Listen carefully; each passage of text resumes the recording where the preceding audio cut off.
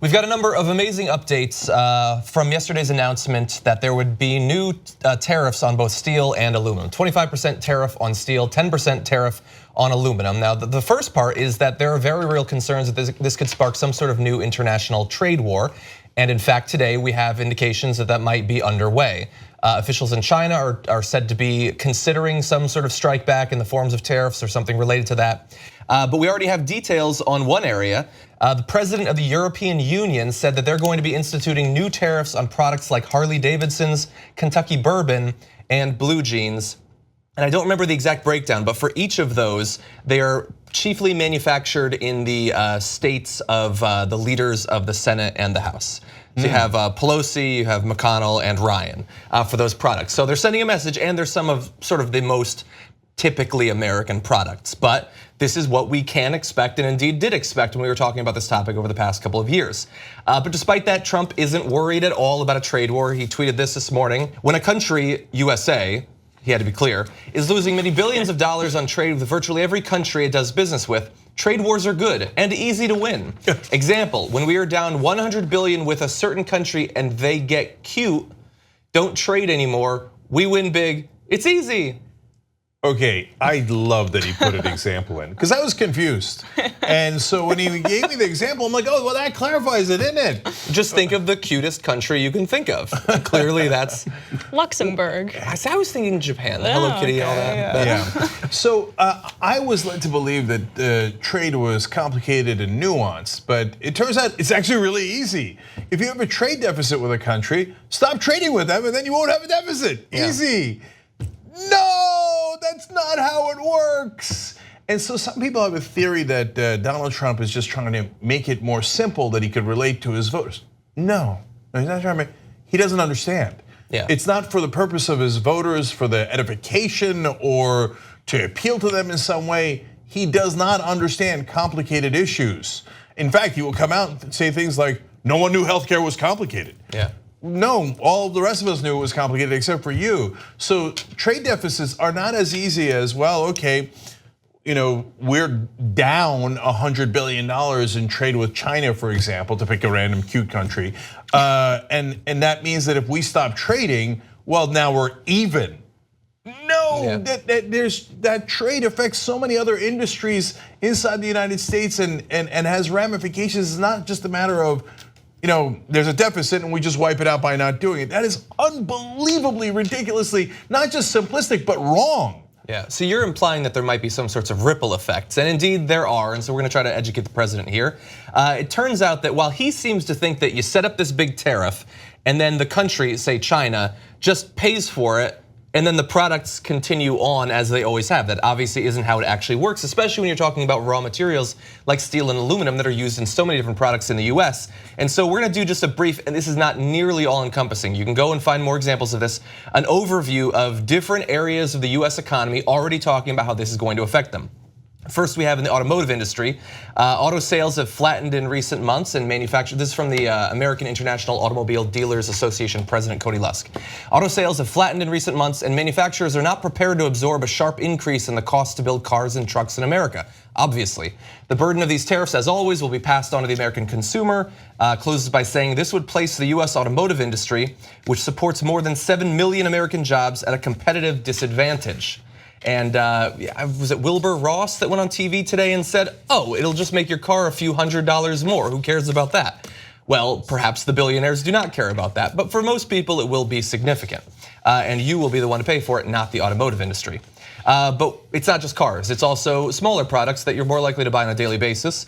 Miller Coors, one of the biggest sellers of beers in America, says, we buy as much domestic canned sheet aluminum as is available. However, there simply isn't enough supply to satisfy the demands of American beverage makers like us. American workers and American consumers will suffer as a result of this misguided tariff. I'm not even gonna go through all of these, but you have the boating industry is concerned about this. You have the American Retail Manufacturers Association saying that no, this is gonna affect almost every industry, and what it is, in effect, is a tax on American consumers, every single American consumer. And the less money that you make, the more likely it is that you will spend all the money you make, and that means you will be affected far more than those higher up on the economic ladder. Because so many things that are associated with things that we buy are made up of parts. It's not as though you're buying the entire thing, and many of those parts come from countries that we're now going to be in a trade war with. And as Genk says, he doesn't understand our president. And by the way, I remember that rap about, oh, but he's a billionaire, and so he's going to know, so much about the economy. As it turns out, he doesn't know anything about the economy. He doesn't know any of the subtleties, he doesn't know any of the complexities. He was a bad businessman who had 6 bankruptcies and basically stiffed a bunch of contractors and ended up in court with them. So he's that kind of businessman, and now he's having to do real business. And the subtleties of a very delicate economic relationship with countries worldwide are lost on him. This is a war you can't win. He should just remember, you can't win any war. Economic war, trade war, or fighting war.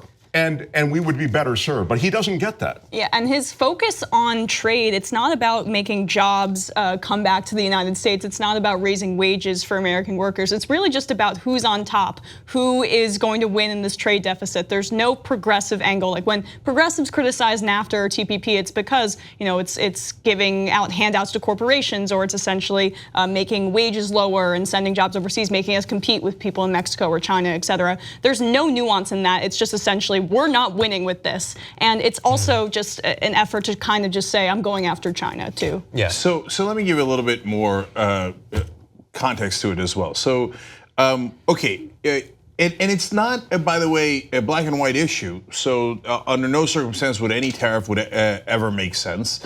And by the way, it's not just a right-wing or left-wing position. Some on the left are in favor of protectionism. And in fact, the labor unions like AFL-CIO applauded this move. So it's nuanced in the political landscape as well.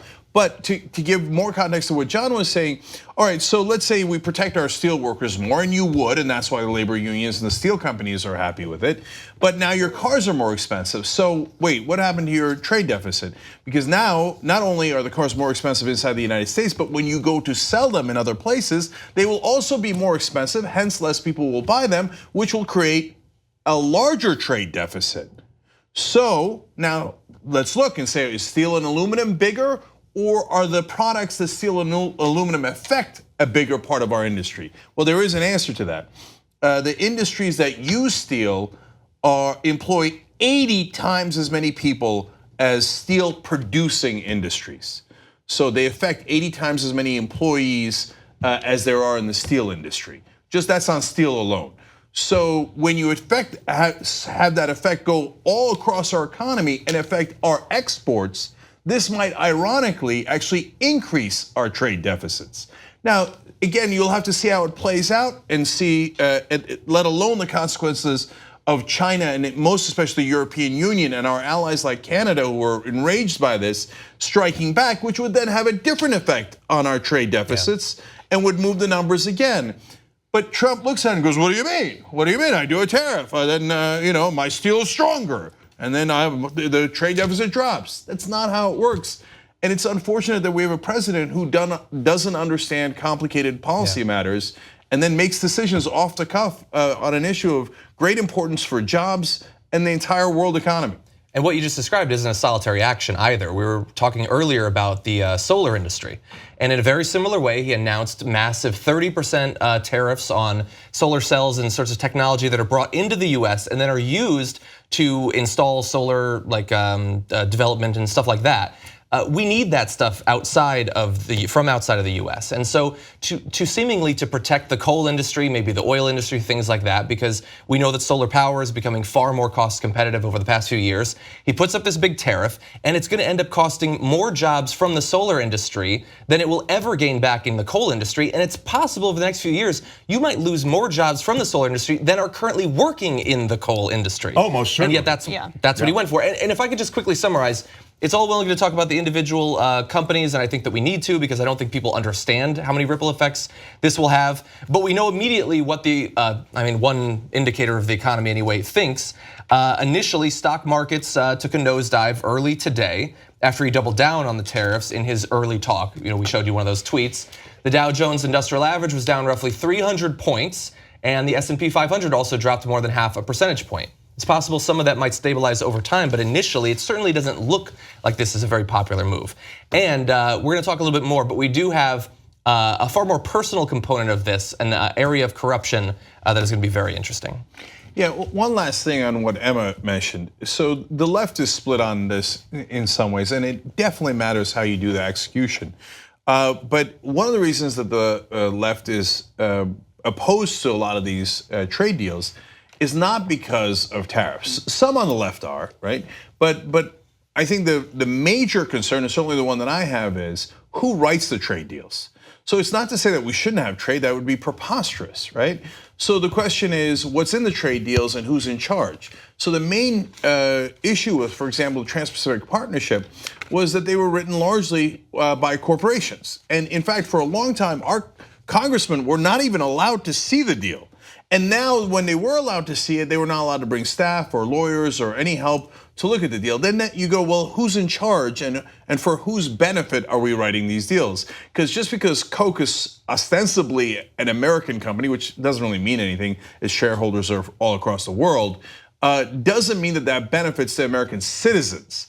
And the government is not supposed to be run by and for corporations, it's supposed to be run by and for people, the actual citizens. So those are the bigger issues in trade that, of course, Donald Trump doesn't touch and doesn't mind much because he likes the corporate donors. And so he's only done, in my opinion, the worst part of protectionism without actually doing the positive parts. Yeah. And I will add that it may just dupe a few people. Unfortunately, the Democrats have pinned themselves into a corner by Hillary Clinton being for TPP and then kind of backing out of it, and Obama being a champion for it, and a lot of Democrats being for it. You know, unions and people in the middle of the country hate that, and now Trump can at least put a feather in his cap and say, I did this, and so now Democrats look like the party of shipping job overseas, and Trump looks like, at least I'm putting tariffs on steel and making sure that we keep steel in the country or jobs in the country. But these are trade agreements, and just like he was down on the Iranian nuclear deal, these are trade agreements that are in place. We do have trade relationships that have been codified. They've been, this is a real agreement. And I mentioned the Iran deal because just like that, he wants to swim away from that deal. And to whatever extent he wants to bust up these arrangements that we have with existing global partners on trade, people are going to be less trusting of the U.S. on future deals. So there is a ripple effect just from the standpoint of diplomacy and future economic and trade agreements that we'll make worldwide. Yeah. And look, I oppose this for all the reasons that we've stated here. I think it's a bad idea overall, and I think the president doesn't understand all the consequences that'll flow for him. But I do want to give him credit on one thing. To Emma's point, he promised on the campaign trail that he would do tariffs. He's doing tariffs. So I think that is a populist position. It might not necessarily be a great policy position. The Democrats did get outflanked on it when it comes to unions and the average American worker. Now it might wind up having really bad consequences for our economy, in which case it'll blow up on Trump.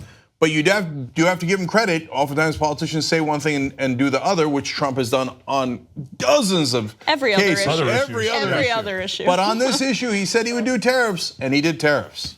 Okay, I'm not going to give him credit though. What you just watched was one of the videos that we do today, but we actually do a whole 2-hour show every single day. It's a podcast. You could watch it in video or listen to it as audio. You can download it, you can stream it, and you get it completely ad-free if you could become a member of the Young Turks. TYTnetwork.com/join.